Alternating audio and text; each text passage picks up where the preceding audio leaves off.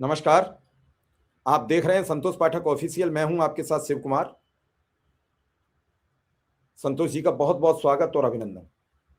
बहुत बहुत धन्यवाद शिव जी और तमाम दर्शकों को नमस्कार। और कहते हैं ना, जो देश दुनिया भर में तख्ता पलट करवाने के लिए मशहूर रहा है, जो देश दुनिया भर में लोकतंत्र को कुचलने के लिए मशहूर रहा है, और जिस देश ने इस दुनिया के न जाने कितने देशों को लोकतंत्र स्थापित करने के नाम पर बर्बाद करके रख दिया है, और जिस देश के बारे में ये कहावत कही जाती थी कि अमेरिका में कभी तख्ता पलट नहीं हो सकता क्योंकि वहां अमेरिका का दूतावास नहीं, उस देश में भी शिव जी, उस देश में भी 50 राज्य, लाखों लोग सड़कों पर उतर गए हैं। डोनाल्ड ट्रंप के पुतलों को आग लगाया जा रहा है, बिल्कुल इंडियन स्टाइल।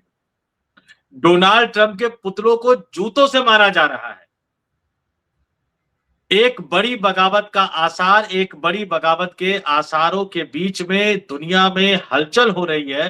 पाकिस्तान में 3 देशों के नेताओं की बैठक हो रही है। पाकिस्तान के प्रधानमंत्री ने ईरान के राष्ट्रपति से 1 घंटे तक बात की। 3 देशों के मंत्री पाकिस्तान में बैठक कर रहे हैं और हमारे साहेब रोड शो कर रहे हैं। बड़ी स्टोरी लेकर हम आपके सामने आए हैं और हमेशा की तरह शुरुआत शिव जी करेंगे। जी शिव जी। पूरे विश्व में बड़ा अजीबोगरीब माहौल है। इस युद्ध में अब कोई देश बचा नहीं है जो मार की चपेट में ना आ जाए। प्रत्यक्ष अप्रत्यक्ष रूप से बहुत सारे देश इस युद्ध से प्रभावित हैं। कई देशों में ब्लैकआउट की पोजीशन पर जा चुके हैं। ऑस्ट्रेलिया जैसे देश कई घंटों की बिजली की कटौती कर रहे हैं। भारत में भी प्रधानमंत्री ने कल मोबाइल की टॉर्च दोपहर में जलवा दी और एक बार फिर एहसास करवा दिया कि लॉकडाउन में हमने आपसे कैसे टॉर्च जलवाई, थाली बजवाई, ताली बजवाई। अमेरिका जिसका कोई जवाब किसी देश के पास नहीं था, वो अमेरिका गिड़गिड़ा रहा है। वो कभी कभी तो ऐसे बयान दे देता है। अमेरिका के राष्ट्रपति एक ऐसा बयान दे रहे हैं सऊदी की प्रिंस को लेकर जो हम बताने में भी हिचक रहे हैं। इंग्लिश में एक ऐसा शब्द प्रयोग किया है जो बड़ा शर्मिंदगी भरा है, नहीं बता सकते। कभी कभी सियासत इतनी बुरी तरीके से, वही सऊदी अरब जहां उनका बेस था, अभी अभी बेस कीमती उनका एक और जहाज मार गिराया है ईरान ने, और उसके बाद वो कह रहे हैं कि हमने इमरजेंसी लैंडिंग करा दी है। आपके जितने अब तक 25 से 30 जहाज गिर चुके हैं, आपने सबकी इमरजेंसी लैंडिंग ही तो कराई। आपने ये थोड़ी कहा कि हमारा गिर गया है। ये तो आपने ये कहा कि भारत के 6 जहाज गिरे हैं। अपने लिए आपने थोड़ी कहा। हमारे प्रधानमंत्री में कुवत है नहीं कि कह पाए कि अमेरिका के 30 जहाज अब तक गिराए जा चुके हैं। कह दें। ट्रंप क्या बयान दे दें। आज सड़कों पर लोग उतर आए हैं, खुलकर विरोध हो गया है। और हमको कभी कभी ये लगता है कि पहले ट्रंप ऐसे राष्ट्रपति न बन जाएं कि जिन्हें मध्यावधि जो चुनाव होता है उनके यहां, उस तक भी पहुंचना मुश्किल हो जाए। धनहानि हो रही है, जनहानि हो रही है। अमेरिका और इजराइल से कितनी जनहानि हुई है अभी तक खबरें नहीं आई हैं। क्या मजाल है कोई लिख दे। हाँ, इतना उन्होंने इस दौरान जरूर कर दिया कि अब चाहे वो 3 महीने रहे चाहे 4 महीने रहे, वो पहले राष्ट्रपति होंगे जिनके डॉलर पर हस्ताक्षर होने शुरू हो गए। ये एक उपलब्धि उन्होंने हासिल कर दी। हमारे वाले भी चाह रहे थे रुपया पर उनके दस्तखत हो जाएं, लेकिन पूरे प्रयास में लगे, अभी तक हो नहीं पाए क्योंकि डॉलर रोज रुपया को रगड़ देता है। आज बड़ी विकराल परिस्थितियों में बड़ा नुकसान अमेरिका का हो रहा है। ईरान बर्बादी की कगार पर, मैं मान सकता हूं। खाड़ी के देश बर्बादी की कगार पर हैं।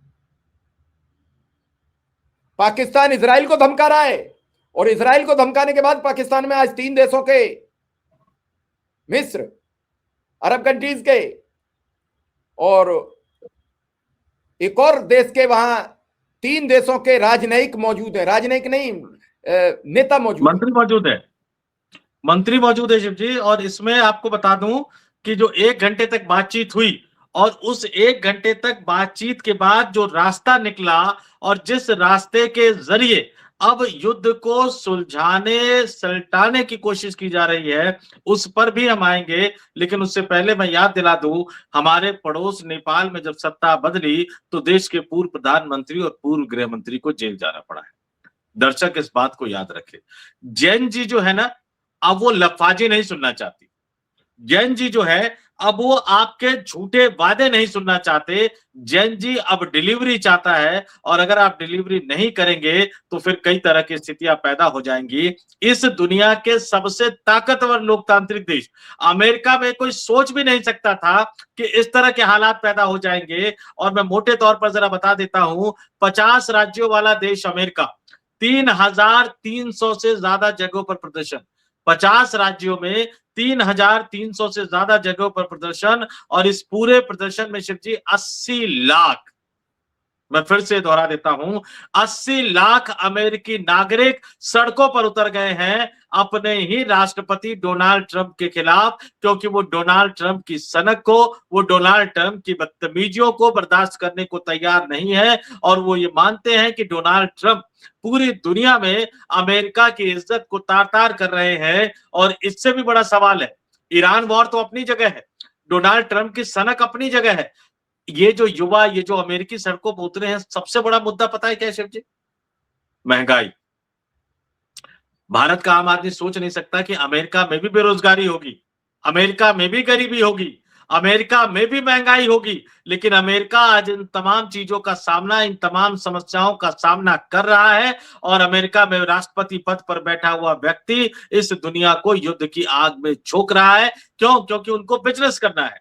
वो पाकिस्तान के प्रधानमंत्री को छोड़कर पाकिस्तान के आर्मी चीफ से बात करते हैं, क्योंकि उन्हें अपने बेटे की कंपनी को बढ़ावा देना है, उन्हें अपने कारोबारी दोस्तों को बढ़ावा देना है। और जब मैं इस बात का जिक्र कर रहा हूं तो बिना किसी लाग लपेट के मैं ये भी कहूंगा कि हमारे देश में भी एक साहब बैठे हुए हैं जिन्हें अपने दोस्त को बढ़ावा देना है। आज एक बड़े बिजनेसमैन ने, शिव जी, हमारे बिहार की धरती से आते हैं, एक बड़े बिजनेसमैन ने सोशल मीडिया पर अपने दुख को बयां कर दिया है कि जो उन्होंने पूरे कानूनी तरीके से जिस कंपनी का अधिग्रहण किया था, वो उनकी बजाय अडानी को दे दिया गया है। और उससे भी बड़ी बात समझिए, इस देश के तथाकथित पत्रकार और एंकर उन उद्योगपति को सोशल मीडिया पर ही कोट करके उनको जवाब दे रहे हैं कि नहीं जी, आपका वो पैसा नहीं देते आप टाइम पे, आप ये नहीं करते, आप वो नहीं करते, इसलिए अडानी जी को दे दिया है। ये गजब का भक्ति काल है, ये पत्रकारिता का भक्ति काल है, देश में बाबाओं का वीडियो काल है, राजनीति का आरोप चरित्र हनन काल है। और इन सब के बीच में वो कहते हैं ना कि नीरो बांसुरी बजा रहा था जब रोम जल रहा था। हमारे बगल में इतनी बड़ी बैठक हो रही है, दुनिया के सबसे ताकतवर लोकतांत्रिक देश में इतना बड़ा प्रदर्शन हो रहा है। ऐसे समय पर डोनाल्ड ट्रंप से हमें अपने फायदे की बात करनी चाहिए थी, इस युद्ध को रुकवाने में अपनी महत्वपूर्ण भूमिका निभानी चाहिए थी। लेकिन प्रधानमंत्री जी चुनावी रैलियों में, चुनावी रोड शो में व्यस्त है। शिव जी, नेशनल 10 तक का भी पेज बंद हो गया। आज कई चैनलों के देश में पेज फेसबुक के बंद हो गए हैं। जल्द ही ये मारामारी यूट्यूब पर भी नजर आएगी। अब तो बड़ा सोच समझकर लिखना पड़ेगा, बड़ा सोच समझकर। हालांकि हम तो रील्स भी वायरल नहीं करते हैं, इसीलिए रील्स का काम नहीं करते हैं। हम तो जो लिखते हैं वही बहुत लिमिटेड एरिया में अपना काम करते हैं, क्योंकि यहाँ तो 1.5 मिलियन फेसबुक पर है स्पेशल कवरेज न्यूज के दर्शक, और सबका प्यार बना रहे, क्योंकि बहुत जरूरत है इस समय। आज 2-3 बड़े लोगों के पेज बंद हुए हैं। ये चलो अलग मुद्दा है, लेकिन मैं संतोष जी पर ही वापस लौटता हूं, संतोष जी के सवालों पर, कि इस देश में युद्ध के हालात से बड़ी विकराल परिस्थितियां उत्पन्न हो रही हैं। रोज वीडियोज गैस के आ रहे हैं, डीजल के आ रहे हैं। अमेरिका अभी भी खुद झुकने को तैयार नहीं है, रास्ता तो खोज रहा है एग्जिट का, लेकिन मिल नहीं रहा है। एग्जिट का जब तक रास्ता नहीं मिलेगा तब तक कुछ होने वाला नहीं है। ऐसे में क्या अमेरिका और ईरान का युद्ध बंद होते दिख रहा है? आज 1 महीना हो गया पूरा। देखिए सचिव, पाकिस्तान में जो बैठक हो रही है जरा बता देता हूं। पाकिस्तान, तुर्की, सऊदी अरब और मिस्र, तुर्की के तुर्की कहते हैं, सऊदी अरब के, और मिस्र के विदेश मंत्री पाकिस्तान पहुंचे हैं और पाकिस्तान के विदेश मंत्री भी उस बैठक में शामिल है और वो कुछ समझौता करवाने की कोशिश कर रहे हैं। इससे पहले पाकिस्तान ने अमेरिका से बात की और उसके बाद पाकिस्तान के प्रधानमंत्री ने ईरान के राष्ट्रपति से लगभग 1 घंटे बात की और पाकिस्तान इससे इतना ज्यादा खुश है कि जो बैठक वाली स्थल थी ना शिव जी, वहां पाकिस्तान के जो डिप्टी प्राइम मिनिस्टर, जो कि विदेश मंत्री और डिप्टी प्राइम मिनिस्टर दोनों है, इसहाक डार साहब, जब फॉरेन ऑफिस में इन तीनों देशों के विदेश मंत्रियों का स्वागत कर रहे थे तो वो कॉर्पेट पे गिर गए, इतने खुश थे। एक खस्ताहाल देश, एक कंगाल देश, जिसको कर्ज मिलना बंद हो गया था, जिसको आतंकवादियों का पनाहगार देश माना जाता था, अगर उस देश की वैल्यू अचानक इतनी बढ़ जाती है कि अमेरिका कहता है कि भैया बातचीत करो, वो कहता है मेरा ऑफर ईरान को दो और 3 देशों के विदेश मंत्री वहां पहुंच जाते हैं, इतनी खुशी में बेचारे कारपेट पे जो है वो गिर गए। चलिए वो स्वस्थ रहे, हम तो इतनी दुआ कर सकते हैं, क्योंकि यहाँ तो दुश्मनों के लिए भी दुआ की जाती है। लेकिन आप ये समझ लीजिए कि जब दुनिया इतने बड़े बदलाव से गुजर रही है, जब दुनिया में इतनी बड़ी हलचल हो रही है, पाकिस्तान हमारे पड़ोस में, भारत के पड़ोस में जब इतनी बड़ी महत्वपूर्ण बैठक हो रही है, तब भारत सरकार की प्राथमिकताएं क्या है, तब मोदी सरकार की प्राथमिकता क्या है और हम क्या इस संकट में अपनी भूमिका निभा रहे हैं। अच्छा, अब तो भक्त ये भी नहीं बोल सकते हैं कि लड़ाई ईरान में हो रही है, ईरान इजराइल, ईरान अमेरिका में हो रही है, हम क्यों फटी में टांग अड़ाए, क्योंकि अब तो पता लग गया कि वो लड़ाई चलती रहेगी तो भारत में ऐसा संकट पैदा हो जाएगा जिससे पार पाना बहुत मुश्किल होगा। और अब ये शिव कुमार मिश्रा और संतोष पाठक नहीं कह रहे हैं, ये तो खुद देश के प्रधानमंत्री नरेंद्र मोदी सदन के अंदर कह चुके हैं और उत्तर प्रदेश की धरती पर आकर कह चुके हैं। और ऐसे माहौल में ये सरकार क्या कर रही है, आपने सोशल मीडिया का जिक्र किया, सोशल मीडिया पर एक एक करके प्रताड़ित किया जा रहा है पत्रकारों को, अपनी आवाज रखने वालों को। लोकतंत्र की खूबसूरती यही होती है कि आप अपने आलोचकों की बात भी सुनिए, क्योंकि आपके आलोचक आपको जो बात बताते हैं, अगर उसको समझेंगे तो फिर आगे आप बढ़ेंगे, चीजों को ठीक कर सकते हैं। लेकिन सरकार पूरी दुनिया में उलझ रही है, प्रधानमंत्री की हिम्मत नहीं होती अमेरिका के राष्ट्रपति के सामने बोलने की, प्रधानमंत्री डर के मारे अमेरिका नहीं जा रहे हैं, प्रधानमंत्री हर उस कार्यक्रम से नदारद रहते हैं जिसमें अमेरिका के राष्ट्रपति को आना होता है। और आप अंतर्राष्ट्रीय स्तर पर भारत का अपमान कर रहे हो और चूंकि सरकार आपके पास है तो देश के अंदर आप पत्रकारों को प्रताड़ित कर रहे हो, उनके मीडिया प्लेटफॉर्म्स को आप बंद कर रहे हो, उनके मीडिया प्लेटफॉर्म पर आप सख्ती कर रहे हो। क्या ये तानाशाही है, अघोषित तानाशाही है क्या? 1975 में जिसके 50 साल आप मनाते रहते हो और गाहे बगाहे बार बार उसकी याद दिलाते रहते हो, उस समय तो कम से कम इंदिरा गांधी ने घोषित इमरजेंसी लगाई थी। आज क्या अघोषित आपातकाल है? और अगर है, और अगर सरकार इसी तरह से दबाना और झुकाना चाहती है, तो मैं सीधे सीधे कह देता हूं कि हमें ये सरकार झुका नहीं पाएगी, हमें ये सरकार दबा नहीं पाएगी। जो करना है सरकार को करते रहे, हम तो निकल चुके हैं और हम लगातार सरकार की पोल खोलते रहेंगे, ये सवाल उठाते रहेंगे। जब अमेरिका में इतना बड़ा बवाल हो रहा है, देश में इतना बड़ा संकट है, देश के पड़ोस में इतनी बड़ी बैठक हो रही है, प्रधानमंत्री रोड शो करने जा रहे हैं, इस हद की बेशर्मी, इस हद तक पागल होकर बैठे हुए चुनाव लड़ने के लिए और चुनाव जीतने के लिए कि चुनाव के अलावा उनको कोई काम समझ नहीं आ रहा, न उनको समझ आता है, न उनके मंत्रियों को समझ आता है। प्रधानमंत्री ने एक जीओएम बनाया था राजनाथ सिंह की अध्यक्षता में, कल उसकी बैठक हुई, हमने स्टोरी करी, उस पर चर्चा की आपके प्लेटफॉर्म पर भी, मेरे प्लेटफॉर्म पर भी। उस बैठक में शामिल होने की बजाय अमित शाह पहुंच गए कहां? अमित शाह पहुंच गए असम, अमित शाह पहुंच गए पश्चिम बंगाल। इस तरह की हरकतें कर रहे हैं बेशर्मी के साथ और फिर बड़ी बड़ी बातें करते हुए नजर आएंगे। ये अपने आप में इस देश के मतदाताओं के गाल पर तमाचा मार रही है ये सरकार, और मीडिया को प्रताड़ित करने का मतलब तानाशाही की तरफ बढ़ रही है ये सरकार। चलिए संतोष जी, बात बिल्कुल आप कह रहे हैं, लेकिन देखना पड़ेगा, समझना पड़ेगा। फिलहाल एक चीज बहुत साफ साफ नजर आ रही है कि आप आवाज उठाओगे तो आवाज रोक दी जाएगी, आप सवाल करोगे तो सवाल रोक दिया जाएगा। अब आपको खुद तय करना पड़ेगा कि आपको करना क्या है। मैं तो सिर्फ इतना कहूँगा कि अब जनता के लोगों को भी थोड़ा सा एक्टिव होना चाहिए। अगर सबके साथ यही हो जाएगा तो फिर आपकी आवाज़ कौन उठाएगा? यही मैं कह के अपनी इस खबर को, चूंकि समय हो रहा है, और ये कहूँगा कि अमेरिका और ईरान और इजराइल को भगवान सद्बुद्धि दे।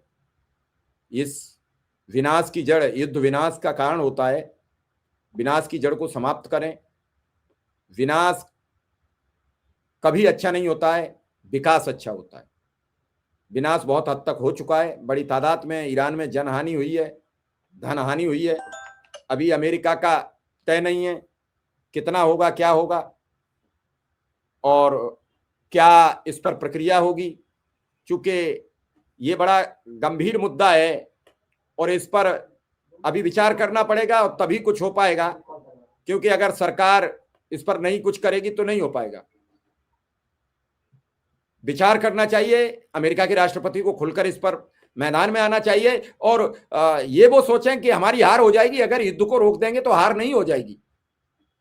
हजारों लोगों की जानें बच जाएंगी और करोड़ों लोगों का जीवन संकट में जाने से बच जाएगा।